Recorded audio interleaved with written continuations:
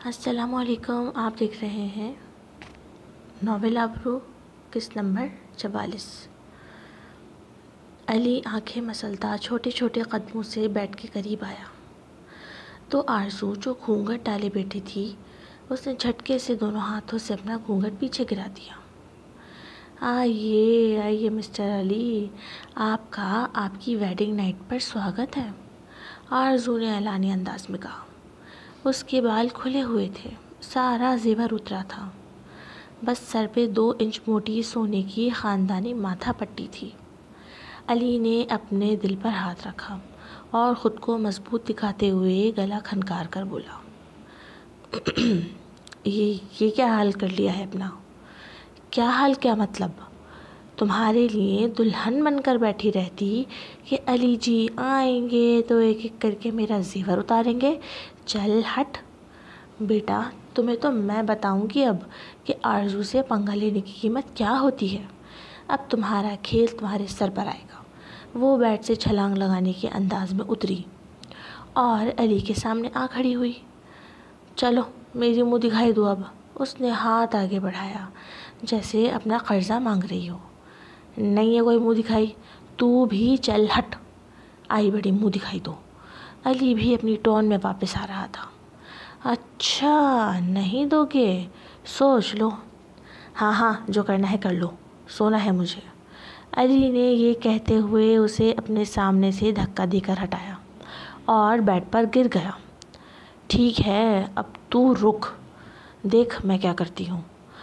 آرزو نے دراز سے ایک ڈراپس جیسی چیز نکالی اور آنکھوں میں ڈالنے لگی. یہ کیا کر رہی ہو اب؟ علی نے حیرانی سے پوچھا. تمہیں آدھی رات کو پٹوانے کی تیاری. پھر اس نے اپنے بال بکھیرے اور لپسٹک پھیلائی. ڈراپس ڈالنے سے اس کی آنکھوں سے تو بل بل آنسو نکلنے لگے تھے. بابا بابا، وہ زور زور سے سومرو کو پکار رہی تھی. علی اس کی پلاننگ سمجھ کر کھڑا ہوا اور فوراً اس کے منہ پر ہاتھ رکھا. چپ کر جا چڑیل، دے رہا ہوں منہ دکھائی. علی نے ایک بڑا سا سیٹ کا ڈبہ دراز سے نکال کر اس کے ہاتھ پر دھر دیا. یہ 9 لکھا ہار اس کی اماں سائی نے ہی رکھا تھا کمرے میں تاکہ وہ منہ دکھائی دے سکے. آرزو وہ ڈبہ لے کر بیڈ پر ہی بیٹھ گئی اور کھول کر سیٹ پہن کر دیکھنے لگی. کاش تم اذلان جتنے ہینڈسم ہوتے تو آج رات میں تمہارے ساتھ کچھ کرنے کا سوچ بھی لیتی. مائی بیڈ لک. آرزو کے منہ سے اذلان کا نام سن کر علی کی پوری آنکھیں کھل گئیں اور وہ اٹھ کر بیٹھ گیا. اب دونوں ایک دوسرے کے مقابل بیٹھے تھے. کیا کہا؟ شرم نہیں آ رہی تمہیں اپنے شوہر کے سامنے دوسرے مرد کا نام لیتی ہو؟ اور میں بھی اتنا ہی ہینڈسم ہوں. علی واقعی گڈ لکنگ تھا. نہیں، مجھے کوئی شرم نہیں آ رہی. وہ تو مجھے ابھی اویلیبل ہو جائے تو میں ابھی اس کی ہو جاؤں. آرزو کہتے کہتے مسکرا رہی تھی اور اس نے اپنی باہیں کھول کر سینے پر ایسے لپیٹی جیسے ان کے درمیان اذلان ہو. لیکن اسے تو وہ 2 کوڑی کی لڑکی پسند آئی ہے، چیپ سی. ہاں، آرزو نے حقارت سے ہنکارا بھرا. علیزہ کو کچھ نہیں کہنا. تم تو اس کے پیر کی جوتی بھی نہیں ہو. پروپوز کیا تھا میں نے اسے. کاش کہ وہ مجھے مل جاتی ہے. کتنی حسین اور ویلیوز والی لڑکی ہے. I really love her. علی بھی خواب و خیال میں علیزہ کا تصور کیے مسکرا کے بول رہا تھا کہ اچانک اسے اپنی گردن پر کچھ محسوس ہوا. آرزو نے اس کا گلا پکڑ کر دبانا شروع کر دیا. چولہے میں گئی علیزہ. ہمت کیسے ہوئی بیوی کے سامنے ہوتے ہوئے کسی اور عورت کو اچھا بولنے کی. آرزو پوری طاقت سے علی کا گلا دبا رہی تھی اور علی اس کے نیچے دبا چھوڑ بول رہا تھا. جب آرزو نہ رکی تو علی نے اس کے دونوں ہاتھ اپنے قابو میں کر لیے اور پلٹ کر اسے مکمل تسخیر کر دیا. اب منظر یہ تھا کہ علی اس کے اوپر تھا اور اس کے دونوں ہاتھوں کو جکڑے اور آرزو اس کے نیچے پھڑپھڑا رہی تھی. علی کو پھر اپنی پوزیشن کا احساس ہوا تو وہ ہٹنے لگا لیکن نہیں، میں تو اب تمہارا شوہر ہوں، کیا پوزیشن اور کیا پوزیشن۔ علی نے اس پر اپنا اور وزن ڈال دیا۔ آرزو کی چیخ بلند ہوئی، ہٹ ہاتھی کہیں کے۔ نہیں، بالکل نہیں۔ شوق تھا نا تجھے مجھ سے اصلی والا نکاح کرنے کا؟ چل مجھے میرا حق دے اب، علی نے ہلکی آواز میں مخمور سے لہجے میں کہا۔ نشے میں تو وہ ویسے بھی تھا، ویسے بھی بہت تھا۔ آرزو نے ایک لات اس کے پیٹ پر ماری۔ وہ کراہتا ہوا اس سے دور ہٹا۔ جاہل عورت، یہ کیا کر دیا؟ حق دیا ہے نا تمہیں، بولو اگر کم ہے تو اور دوں۔ آرزو اٹھی اور اسے منہ چڑھا کر باتھ روم میں گھس گئی۔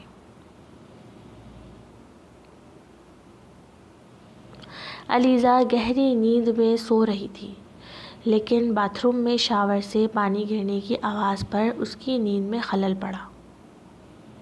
اس نے ہلکی سی آنکھ کھولی۔ اس کے جسم میں درد تھا، وہ خود کو بہت تھکا ہوا محسوس کر رہی تھی، تو بس یوں ہی پڑے پڑے تھوڑی سی آنکھیں کھولے سامنے دیکھنے لگی۔ اسے ایک سفید سا ہیولا سا دکھائی دیا۔ ٹھیک سے دیکھنے پر اسے پتہ چلا کہ وہ اذلان ہے، سفید کرتا شلوار میں، آستینیں ٹھیک کرتا ہوا۔ اس کی داڑھی کے، سر کے، یہاں تک کہ بھووں کے بالوں پر بھی پانی کی ننھی بوندیں ستاروں اور ہیروں کی مانند جھلملا رہی تھی۔ وہ بس خاموشی سے اسے دیکھے گئی۔ وہ اتنی صبح ہی صبح کیوں تیار ہوا تھا؟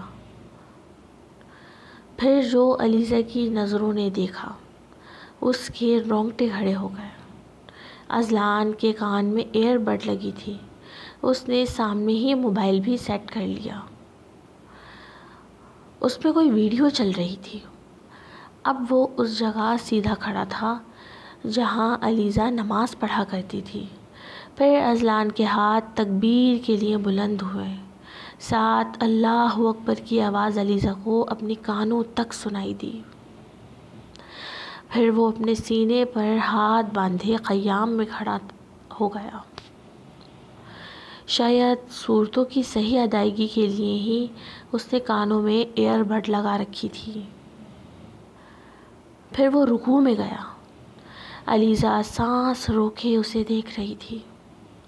اسے اپنی آنکھوں پر یقین نہیں آیا۔ وہ ہمیشہ سے ہی ایک دیندار نمازی ہمسفر کی خواہش مند تھی، اور اذلان کا ان سب چیزوں سے دور دور تک کوئی واسطہ نہ تھا۔ علیزہ کا اذلان کو پسند نہ کرنے کی ایک وجہ یہ بھی تھی۔ اور پھر وہ جھکا۔ اس نے اپنا ماتھا زمین پر ٹکا کر اپنے رب کو سجدہ کیا۔ اسے سجدہ ریز دیکھ کر علیزہ کی آنکھیں فرتے جذبات سے بھیگ گئیں۔ اس نے اپنے چہرے پر آئی نمی کو صاف کیا۔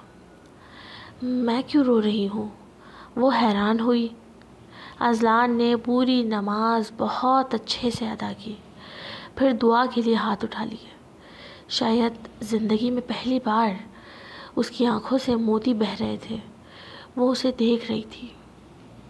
اذلان اٹھا تو علیزہ نے آنکھیں بند کر لیں، جیسے کہ وہ سو ہی رہی ہو۔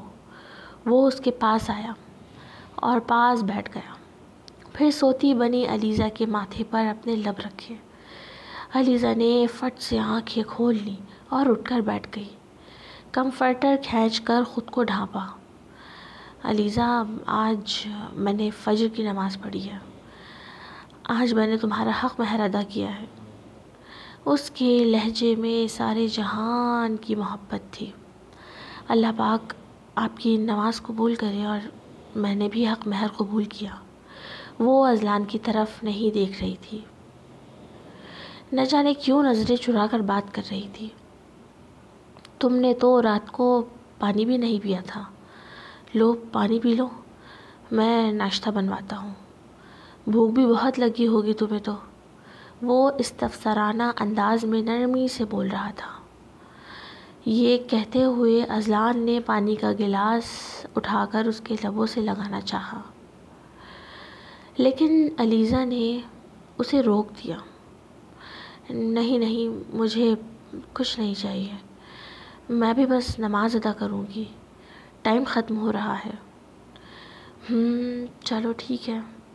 وہ اس کے روکھے سے انداز میں کہنے پر وہاں سے اٹھ کر اسے جگہ دینے لگا۔ علیزہ نے اٹھ کر اپنے کپڑے تلاشنے شروع کر دیے۔ کپڑے میں دے دوں گا، تم جاؤ باتھ روم۔ نہیں، میں اپنے روم میں جا رہی ہوں، وہیں پڑھوں گی۔ اس نے چینج کیا اور یہ کہہ کر جانے لگی۔ اذلان نے پیچھے سے اس کا ہاتھ پکڑ لیا۔ علیزہ، کیا ہوا ہے؟ ایسا کیوں کہہ رہی ہو؟ یہی تمہارا کمرہ ہے اب، بلکہ ہمارا۔ اذلان کو انہونی کا احساس ہوا۔ اس نے مضبوطی سے علیزہ کا ہاتھ پکڑ لیا۔ علیزہ پلٹی اور اذلان کی آنکھوں میں دیکھ کر بولنے لگی، نہیں، میرا اور آپ کا سب کچھ الگ ہے۔ تو کل رات یہ سب کیا تھا؟ یہ سب علیزہ؟ اذلان نے سکتے کی کیفیت میں اس سے پوچھا۔ بامشکل۔ اس کے الفاظ ہونٹوں سے ادا ہونے سے انکاری تھے۔ آپ نے مجھ پر بہت بڑا احسان کیا، دنیا میں مجھے اپنی بیوی کی طرح اہمیت دے کر آپ نے میری عزت کی حفاظت کی۔ بس اسی لیے میں نے آپ کے کمرے میں آپ کو اپنے شوہر کی طرح سکون پہنچا کر آپ کے ایمان کی حفاظت کی۔ وہ کہتے کہتے سر جھکا گئی۔ اس کا اذلان کی طرف دیکھنا بھی محال ہو گیا تھا۔ اس کے چہرے پر پھیلی بے یقینی اور دکھ علیزہ سے کچھ پوشیدہ نہیں تھا۔ پھر اذلان کچھ نہیں بولا، بس اس کی گرفت علیزہ کے ہاتھ پر ڈھیلی پڑتی گئی، یہاں تک کہ وہ علیزہ کا ہاتھ اس کے ہاتھ سے چھوٹ گیا۔ آج میں تم سے اپنے ہر جذبے سمیت دستبردار ہوتا ہوں۔ علیزہ نے ایک نظر اس کی طرف دیکھا اور باہر نکلتی چلی گئی۔ اذلان کی آنکھوں سے رکے ہوئے وہ آنسو بہتے ہی چلے گئے جن پر کتنی ہی دیر سے اس نے ضبط کا پہرا بٹھایا ہوا تھا۔ وہ چہرہ ہاتھوں میں چھپائے بچوں کی طرح رو رہا تھا۔ علیزہ، علیزہ، تمہیں میری محبت پر اعتبار کیوں نہیں؟ تمہیں کیوں میری تڑپ نہیں دکھتی؟ تمہیں کیوں نہیں دکھتا میں تمہیں کتنا چاہتا ہوں؟ علیزہ اپنے کمرے میں آ گئی، لیکن اسے لگ رہا تھا کہ آج اس سے کچھ بہت غلط ہو گیا ہے، کچھ ایسا جو نہیں ہونا چاہیے تھا۔ اسے لگ رہا تھا وہ کچھ پیچھے چھوڑ آئی ہے، کچھ ضروری، کچھ بہت قیمتی۔ بے چینی کیوں ہو رہی ہے مجھے؟ میں نے جو کیا صحیح کیا، میں نے انہیں ان کا حق دیا، نہ چاہتے ہوئے بھی، پوری فراق دلی سے۔ اور اگر وہ بدل گئے ہیں تو اپنی اولاد کے لیے۔ مجھے تو کبھی نہیں کہا کہ اپنے کیے پر شرمندہ ہوں، معاف کر دو، یا کبھی یہی کہہ دیتے کہ بچے سے نہیں تم سے پیار کرتا ہوں۔ لیکن ایسا کچھ ہوتا تو کہتے نا۔ وہ خود کو سمجھا رہی تھی جو چیزیں اذلان نے اسے اپنے عمل سے بارہا سمجھا دی تھی، وہ ابھی بھی لفظوں کو بہانہ بنا کر اسے سمجھنا ہی نہیں چاہتی تھی۔ کیا اس کا خوف جائز تھا؟ وہ صحیح کر رہی تھی اذلان کے ساتھ، کیونکہ وہ تو کبھی بھی اپنی مرضی سے اسے سر پر بٹھا لیتا تھا، اور اپنی مرضی نہیں ہوتی تو کسی ملازمہ سے بھی گیا گزرا اس کا مقام کر دیتا تھا۔ یہی تو ہوتا آیا تھا علیزہ کے ساتھ۔ ہاں، آئندہ بھی یہی ہوگا، صحیح کر رہی ہوں میں، اس نے خود کو سمجھایا۔ شام ہو گئی، وہ اپنے کمرے میں تھی اور اذلان کا اسے کچھ پتہ نہیں تھا، وہ جاننا بھی نہیں چاہتی تھی۔ اذلان اپنا سامان باندھے گھر سے نکل رہا تھا، ویسا ہی اپنے پورے جاہ و جلال کے ساتھ، چہرے پر سنجیدگی کا خول چڑھائے۔ شام کا وقت تھا، سورج غروب ہونے ہی والا تھا۔ لیکن اس نے کالے چشمے چڑھا رکھے تھے۔ وہ شاید آنکھوں میں رقم اس غم کی داستان کو چھپانے کی غرض سے ہی لگایا گیا تھا، لیکن اس کی ناک اور کان کی سرخیاں بھی اس کے حال کی عکاسی کر رہی تھی۔ وہ باہر نکلا، کبھی نہ واپس آنے کے لیے۔ اس نے علیزہ کو، اس گھر کو، یہاں تک کہ اس ملک کو بھی چھوڑ دینے کا فیصلہ کر لیا تھا۔ اسے ویسے بھی کینیڈا جانا تھا، کام سے۔ اس کی فلائٹ پہلے ہی کنفرم تھی، لیکن اذلان نے اب کینیڈا سے امریکہ چلے جانے کا فیصلہ کر لیا تھا۔ یہ گھر وہ علیزہ کے نام کر چکا تھا اور اپنا سارا ضروری سامان سمیٹ کر اس نے ایئرپورٹ کا رخ کیا۔ کینیڈا جانے والی امارات کی فلائٹ نمبر BZ6704 کو ٹیک آف کرتے ہی حادثہ پیش آیا ہے۔ حادثے کی نوعیت دیکھ کر ماہرین یہ اندازہ لگا رہے ہیں کہ یہ حادثہ بھاری جانی نقصان کا باعث بنا ہے۔ ابھی تک کی اطلاعات کے مطابق 106 مسافر علاوہ پائلٹ اور دیگر کرو ممبرز کے اس حادثے کا شکار ہو کر لقمہ اجل بن چکے ہیں۔ علیزہ کے بھائی نے اسٹیٹس لگایا تھا، لیکن علیزہ کو لگ رہا تھا اس نے یہ نمبر BZ6704 کہیں دیکھا ہے۔ اس کے ذہن نے تیزی سے کام کرنا شروع کیا تھا۔ کل رات جب وہ اذلان کا روم صاف کر رہی تھی تو سائڈ ٹیبل پر اس نے ایک ٹکٹ دیکھی تھی۔ وہ پلین کی ٹکٹ تھی، اس پر یہی نمبر درج تھا، یعنی مطلب اس فلائٹ میں اذلان سوار تھا۔ علیزہ کے دماغ اور حواسوں نے یکدم کام کرنا چھوڑا تھا۔ میں تم سے دستبردار ہوتا ہوں۔ اذلان کے الفاظ کی بازگشت اس کے کانوں میں کسی سیسے کی طرح گردش کرنے لگی۔ اس نے بے چینی سے موبائل پر اذلان کا نمبر ملایا۔ آپ کا ملایا ہوا نمبر اس وقت بند ہے۔ بس علیزہ کا صبر بھی اب جواب دے گیا۔ اپنی طبیعت کو بالکل بھلائے وہ دیوانہ وار دوڑتی ہوئی باہر نکلی۔ مالا، مالا! اس کی آواز سے وہ خاموش انصاری مینشن گونج اٹھا تھا۔ جی بھابھی، آپ ٹھیک ہیں؟ طبیعت ٹھیک ہے آپ کی؟ مالا فکر مندی سے بولی۔ اذلان اپنے روم میں ہے نا؟ علیزہ نے بے قراری سے پوچھا۔ ساتھ دل سے دعا نکلی کہ وہ گھر میں ہوں۔ نہیں بھابھی، بھائی کو کینیڈا جانا تھا، وہ جا چکے ہیں، بس یہ سننا تھا۔